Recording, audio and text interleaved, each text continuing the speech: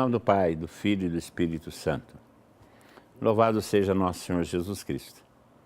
Chegamos ao final do nosso seminário de vida no Espírito. Começamos lá refletindo sobre a Trindade, a pessoa do Espírito Santo na Trindade. Depois refletimos sobre a sua pessoa e sua missão. Depois a promessa, o cumprimento da promessa, Jesus Cristo quem batiza, os carismas, a vida nova, a vida santa, os frutos no Espírito. E estamos chegando hoje ao encerramento desse seminário. E o que nós vamos refletir nesse encerramento?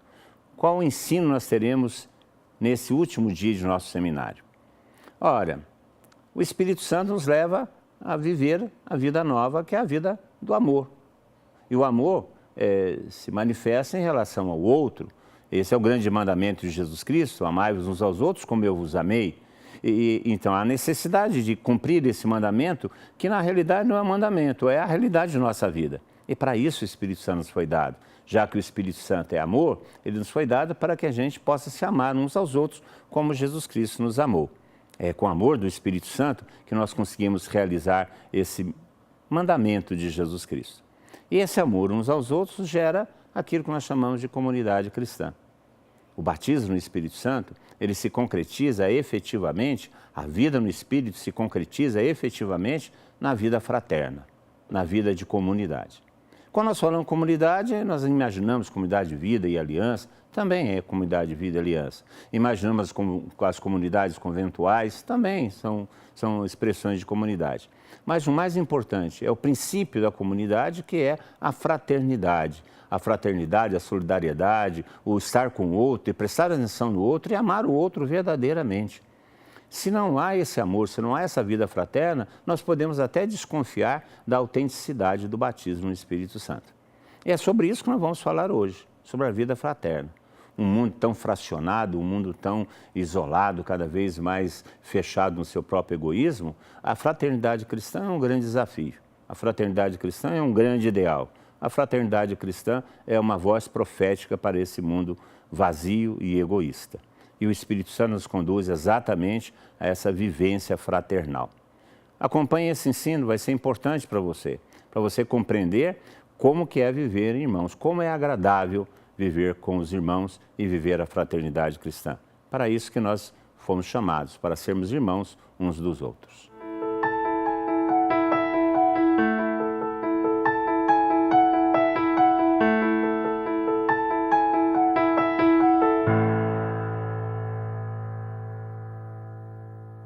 Meus amados irmãos e irmãs, eu desejo a cada um de vocês a graça e a paz de nosso Senhor Jesus Cristo. Nós estamos no nosso seminário na TV, chegamos à nossa última semana dessa temporada sobre o batismo no Espírito Santo. Tivemos 9 temas, mas todos eles são como que facetas desta realidade que é receber o batismo no Espírito Santo e viver segundo o Espírito. O meu nome é Fernando Nascimento, eu sou aqui da Associação do Senhor Jesus e o nosso tema hoje é a comunidade cristã. O batismo no Espírito Santo nos impele para viver a comunidade cristã. Eu gostaria de trazer um texto da Sagrada Escritura que está em Efésios, no capítulo 4, versículo 1 seguintes. Diz assim: exorto-vos, pois, prisioneiro que sou pela causa do Senhor, que leveis uma vida digna da vocação a qual fostes chamados, com toda a humildade e amabilidade, com grandeza de alma, suportando-vos mutuamente com caridade. Sede solícitos em conservar a unidade do Espírito no vínculo da paz. Sede um só corpo e um só Espírito, assim como fostes chamados pela vocação a uma só esperança, a um só Senhor, uma só fé, um só batismo, a um só Deus e Pai de todos, que atua acima de todos, por todos e em todos. Amém. Santo Agostinho dizia, no seu tratado sobre a Trindade, De Trinitate, ele dizia o seguinte: o Espírito Santo realiza em nós aquilo que ele realiza na Trindade. Na Santíssima Trindade, o Espírito Santo é a união das divinas pessoas. Nós falávamos que a Santíssima Trindade, a vida intratrinitária é este amor, este fogo consumidor de amor, onde o Pai ama o Filho e se dá ao Filho, o Filho ama o Pai e se dá ao Pai, e a própria doação do Pai e do Filho é a pessoa divina do Espírito Santo. Um mistério que nós podemos enunciar e falar, mas que não conseguimos compreender com as nossas categorias humanas. Essa é uma grande verdade. Por outro lado, entendemos que o Espírito Santo é a doação das divinas pessoas, a unidade das divinas pessoas. E ele vai realizar na igreja aquilo que ele realiza na Trindade. Santo Tomás de Aquino dizia, explicando na Suma Teológica, que a natureza é o princípio da operação. Resumindo isso, um cachorro, por exemplo, vai latir, rosnar e fazer uma série de atividades que são próprias da sua natureza canina. Não é comum que um ser humano lata, rosne ou faça coisas porque não é da sua natureza. A natureza é, portanto, o princípio da operação. As nossas atividades são de acordo com a nossa natureza. Nós podemos dizer assim que a natureza do Espírito Santo é a unidade. E o que ele faz ao se derramar, é nos unir. De fato, quando ele habita em nós, o que ele faz, e podemos dizer, esta é a obra da salvação, ele nos une à vida trinitária. Ele nos insere, nos enxerta na vida de Deus.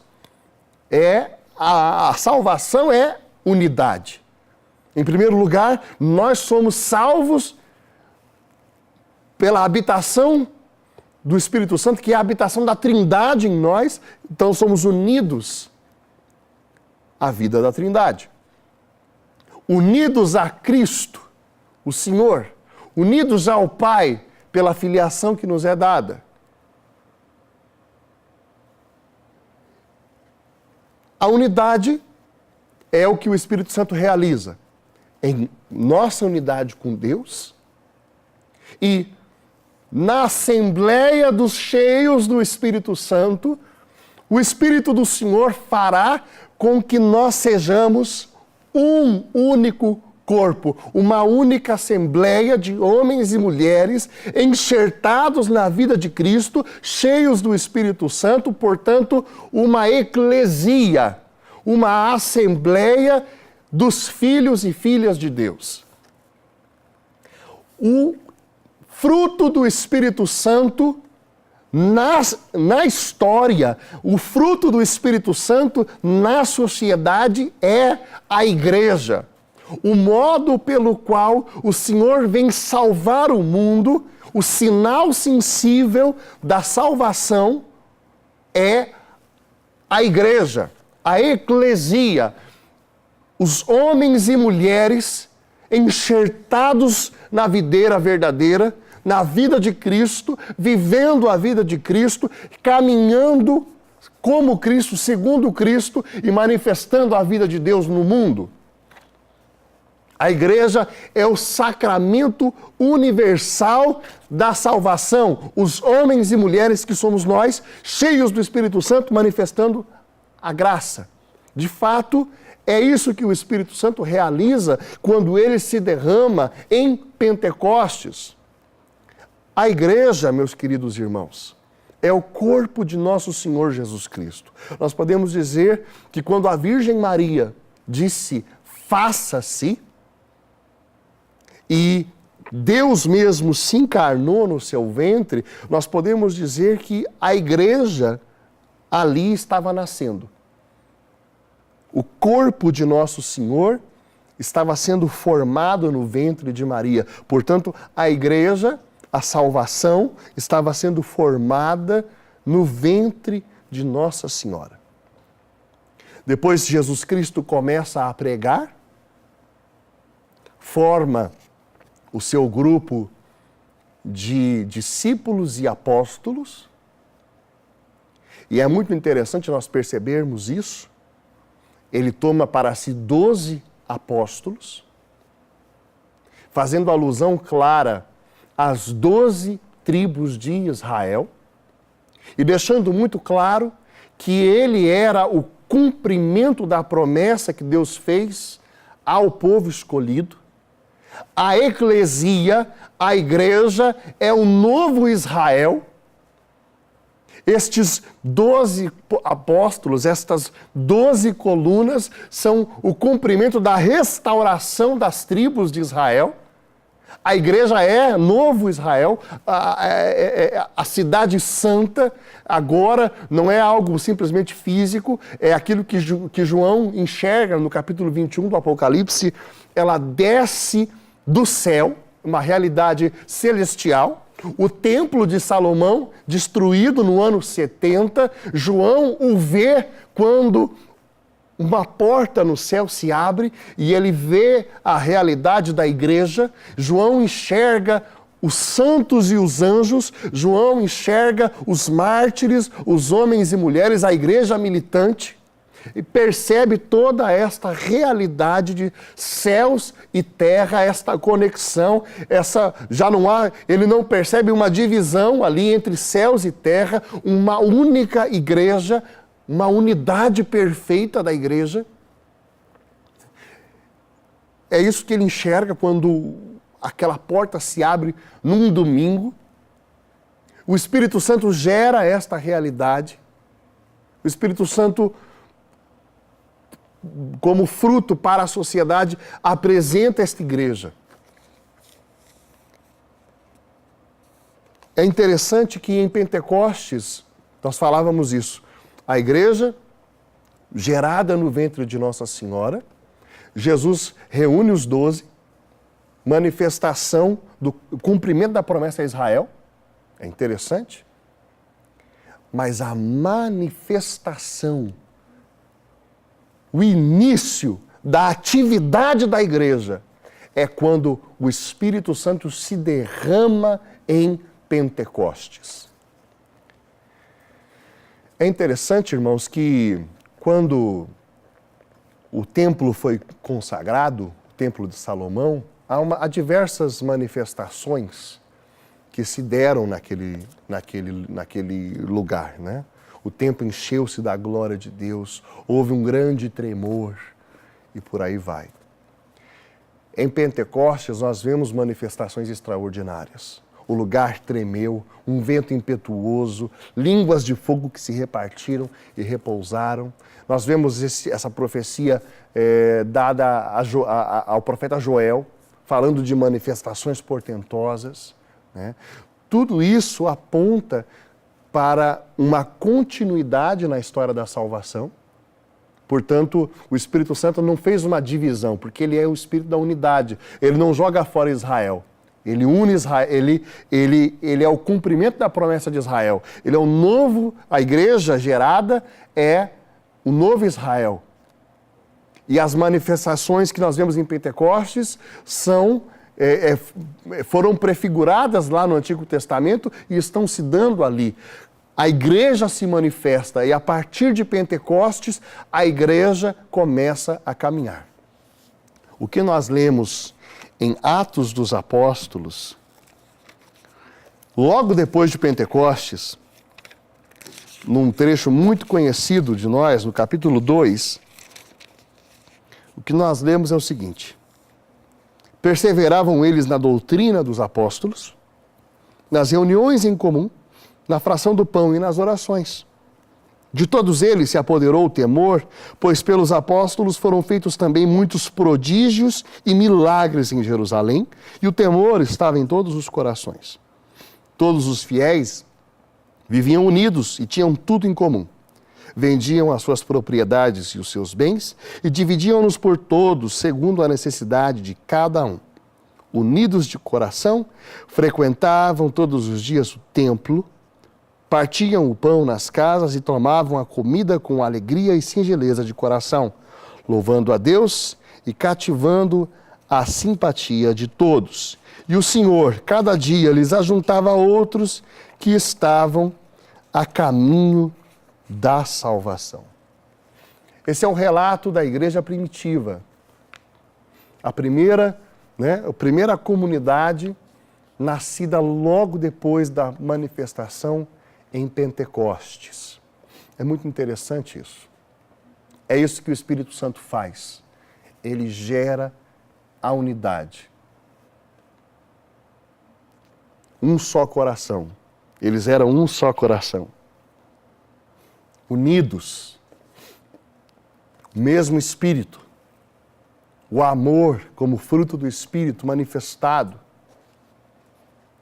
Eu quero aqui colocar para nós algumas dimensões importantíssimas da unidade como uma profecia para este tempo. É interessante, porque quando a renovação carismática católica surgiu na igreja, no final da década de 60, nós tivemos ali a partir de 1965, através de alguns membros do Cursilho de Cristandade nos Estados Unidos, especificamente Ralph Martin, Stephen Clark, Kevin Renegan, Dorothy Renegan. Através do Cursilho de Cristandade já havia ali uma intensa atividade comunitária própria das experiências do Cursilho. Algumas associações e agrupamentos começaram a surgir, a Associação Antioquia, a Associação Quirô, Desse núcleo é que surge a experiência da renovação carismática católica nos Estados Unidos. Nós conhecemos muito aqui no Brasil, por causa dos relatos de Patty Mansfield, o que aconteceu em fevereiro de 1967, num fim de semana, conhecido como fim de semana de Duquesne, onde um grupo de 20 e poucos jovens reunidos ali, foram batizados no Espírito Santo e dali houve uma grande expansão dessa experiência. Ralph Martin e Steve Clark, eles tinham experimentado o batismo no Espírito Santo antes do fim de semana de Duquesne. Eles já liam livros a respeito dessa realidade, compartilharam esses livros com os professores que organizaram o fim de semana de Duquesne. O fim de semana de Duquesne não foi uma fundação, mas foi um marco, porque foi uma verdadeira explosão o que aconteceu ali. Então ele é um grande marco dos inícios. Mas é interessante que aonde a renovação vai se desenvolver de fato são em duas localidades. Nós vamos ter a cidade de South Bend, em Indiana, e nós vamos ter a cidade de Ann Arbor, em Michigan. E nessas duas realidades, logo no início, logo nos primeiríssimos anos, por causa do batismo no Espírito Santo, qual é a primeira coisa que o Espírito Santo impele aqueles jovens a fazer? Eles se organizam em comunidades carismáticas. Nós vemos nascer a comunidade People of Praise, povo de louvor, em South Bend, Indiana. E nós vemos nascer em Ann Arbor a comunidade Word of God. As duas primeiríssimas comunidades. Primeiro nasceu Word of God e depois nasceu People of Praise. Nós percebemos então que nesse Pentecostes que o Senhor trouxe para o século XX, parte constitutiva da identidade dessa experiência é a vida em comunidade. Se eu sou cheio do Espírito Santo, eu sou por ele impelido a viver com irmãos e irmãs, na igreja, na comunidade. Esses irmãos que começaram a manifestar os carismas, que começaram a querer evangelizar, que beberam essa experiência, beberam dessa experiência do batismo no Espírito Santo, começaram a se unir em comunidades.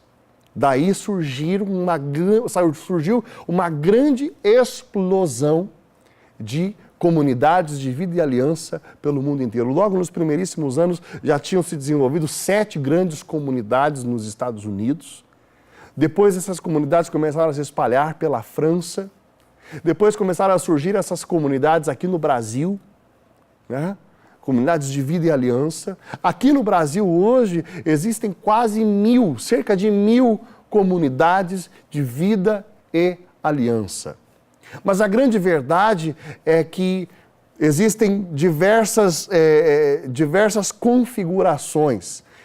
Existem as comunidades de vida e aliança, existem grupos de oração, existem missões que são realidades de células, existem associações, existem diversas expressões carismáticas. Agora, independente da expressão, se tem algo que não pode faltar, são as características da comunidade cristã. Não existe vida cristã sem a comunidade. Não existe a vida cristã sem os relacionamentos, sem os vínculos fraternos. Sem vínculos não se pode viver cristianismo. Portanto, a comunidade é constitutiva da experiência do batismo no Espírito. Se eu sou batizado no Espírito Santo, se eu tenho irmãos e irmãs batizados no Espírito Santo, ele nos impele a viver a dimensão comunitária. Toda expressão carismática precisa ter características de comunidade. Então, se o seu grupo, se a sua expressão se reúne uma vez por semana, reza por 1h30 e depois ninguém mais se vê, se enxerga, ninguém sabe, ninguém visita as necessidades do outro, se não existe vínculo fraterno, vocês ainda não estão vivendo a experiência verdadeiramente carismática. Está faltando uma dimensão essencial da experiência para a realidade que você está vivendo. Nesse tempo, o Papa Francisco está pedindo, em primeiro lugar, o Espírito Santo nos pede viver, que a nossa expressão seja de comunidade. Não interessa se você é grupo de oração, associação, o que for. Você tem que ter as características da comunidade cristã. Uma intensa vida fraterna, a caridade, o cuidado um com o outro, o participar um da vida do outro, e não só uma reunião semanal de 1h30, onde quase as pessoas que estão participando ali são anônimas. Você nem sabe o nome de muitos dos que estão ali, porque não é comunidade. É apenas uma reunião de oração, uma noite de oração, né? A segunda grande característica que o Papa Francisco está pedindo é que entre as expressões carismáticas haja unidade. É necessário, ele está pedindo que neste tempo nós demos um testemunho de unidade. É um escândalo para o mundo que as realidades nascidas da experiência pentecostal e carismática sejam divididas. Porque o fruto do Espírito Santo, porque a ação do Espírito Santo, a natureza do Espírito Santo é a unidade. Como é possível que realidades que nasceram do Espírito não caminhem na unidade? Portanto, é necessário que haja profundíssima comunhão entre as diversas expressões carismáticas. E por último, eu queria colocar aqui uma terceira dimensão da unidade, a unidade entre os cristãos. Nós, aqui no Brasil, nós vivemos um catolicismo ibérico, né? Recebemos o nosso catolicismo dos portugueses, de modo geral. E temos diversas riquezas desse catolicismo ibérico. E também diversas dificuldades. Aqui no Brasil se produziu um clima de guerra entre cristãos, católicos, de modo especial, católicos e evangélicos. Um clima intenso de guerra, de rechaço mútuo. Quando a renovação carismática nasceu, houve uma grande aproximação dos cristãos, porque há batizados no Espírito Santo nos diversos ritos, Há batizados no Espírito Santo na igreja ortodoxa, batizados no Espírito Santo na igreja protestante, batizados no Espírito Santo na igreja católica. E no início da renovação, eles se visitavam. Em 1977, houve uma reunião de 50 mil carismáticos, pentecostais e carismáticos na cidade do Kansas. Grande manifestação de unidade.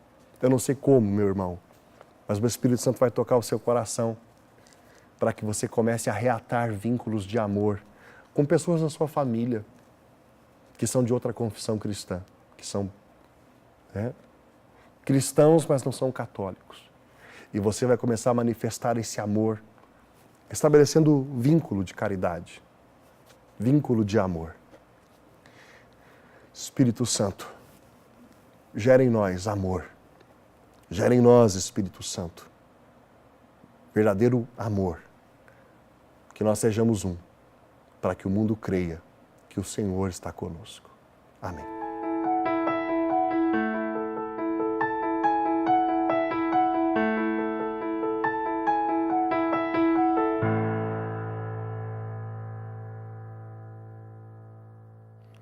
Meu irmão, minha irmã, você que nos acompanhou por essas 9 semanas todas, refletindo sobre o Espírito Santo, sua pessoa, a obra, a missão, o batismo no Espírito Santo e suas consequências, chegamos ao fim do nosso seminário. Hoje refletimos sobre a vida fraterna, a vida cristã, que é onde nós devemos exercitar nossos carismas e é onde nossos frutos vão aparecer muito mais. E uma comunidade cristã que é um sinal para o mundo. Os cristãos, antigamente, dizia Tertuliano, eram olhados pela população pagã e se exclamava, vede como se amam. E esse era o grande sinal da novidade de Jesus Cristo no mundo. Vejam como se amam. E é para isso que nós fomos chamados, para viver esse amor mútuo e com esse amor testemunhar o amor de Deus por todos nós. Foi uma alegria estar com vocês durante esses tempos todos, refletindo sobre essa graça carismática que veio para a Igreja a partir do Concílio Vaticano II como uma corrente de graça de renovação, como o Papa Francisco gosta de chamar, uma corrente de graça de renovação. E o batismo no Espírito Santo é a expressão dessa corrente de graça de renovação presente na Igreja, sobretudo a partir do Concílio Vaticano II. Uma alegria estar com vocês durante esse tempo todo, refletindo sobre a nossa identidade. Todos aqueles que participam dessa experiência pentecostal, participam dessa experiência do batismo no Espírito Santo, são renovação carismática. Aqueles que estão nos grupos de oração, aqueles que estão nas comunidades, aqueles que estão em ministérios. Se você expressa essa graça de renovação, se você expressa em sua vida essa graça de renovação que vem do Espírito Santo, da experiência do Espírito Santo de Pentecostes, você é a renovação carismática. É isso que o Papa tem nos ensinado. Nós ficamos muito agradecidos de você ter nos acompanhado, ter cooperado, ter nos incentivado. Padre Eduardo certamente está contente com esse serviço que ele quis prestar para vocês, o serviço de ter na televisão um seminário que pudesse introduzi-los ou dar acesso a essa graça do batismo no Espírito Santo que 50 anos atrás ele trouxe para o Brasil. Para nós foi uma alegria estarmos com vocês durante esses tempos todinhos. E que Deus os abençoe e faça progredir a sua vida no Espírito. Participe de um grupo de oração, de uma comunidade, de um ministério. Não deixe esse dom do Espírito morrer em você. Coloque-o a serviço. Viva intensamente a vida santa. Viva a vida no Espírito. Louvado seja nosso Senhor Jesus Cristo.